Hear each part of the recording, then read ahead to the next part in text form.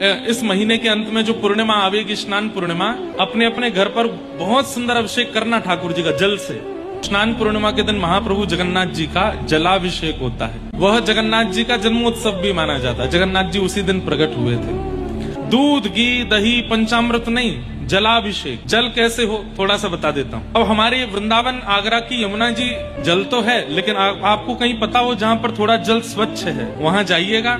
मटकों में, मटके में ऊपर कपड़ा बांध देना, कपड़े में थोड़ा गड्ढा कर देना, और ताकि वो छन्नी बन जाए, और फिर यमुना जी का जल उस घड़े में भरिएगा। तो जो भी गंदगी होगी वो उस कपड़े से बाहर रह जाएगी, पानी पानी भीतर आ जाएगा, जल भीतर आ जाएगा। 2-4 घड़े भर लेना।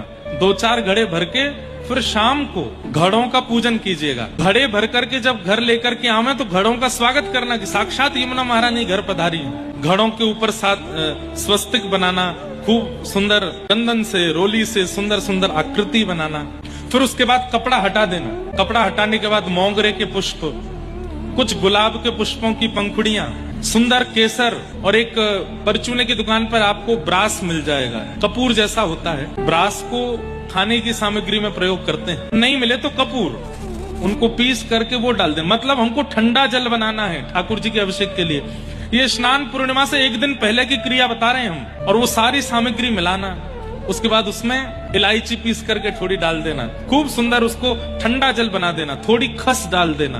उसके बाद उन घड़ों को बढ़िया सुंदर आसन लगा करके विराजमान करना, उनका पूजन करना। यमुना जी हैं, एसी या कूलर रात्रि में चलने देना। रात में श्री ठाकुर जी का, यमुना जी का रास विहार होगा। रात भर ठाकुर जी के पास रखे रहने देना। अगले दिन सुबह खूब सुंदर बड़ी परात लेना।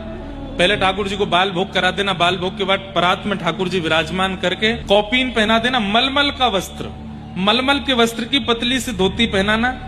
एक कोई माला, बस चंदन की माला हो तो बहुत अच्छी, चंदन की माला ठाकुर जी के गले में, या फिर मेवाओं की माला, या फिर अंगूरों की माला ठाकुर जी के गले पे पहना देना। उसके बाद चंदन घिस करके ठाकुर जी के सर्वांगीण अंग पे लगा के श्री यमुना जी का जल लेके आना। ठंडा ठंडा जल जो रखा था रात्रि में, धीरे धीरे सब घर के लोग एक एक करके ठाकुर जी का उससे अभिषेक करना, जलाभिषेक। उसको स्नान पूर्णिमा भी कहते हैं और ज्येष्ठ पूर्णिमा भी कहते हैं। हमारे व्रज साहित्य में कथा आती है कि सब ब्रजवासियों ने गिरिराज पूजन के बाद नंद बाबा से कहीं बोले, बाबा तुम्हारे लाला ने या व्रज की रक्षा करी है, अब या को व्रजमंडल के काजी राज तिलक कर दो।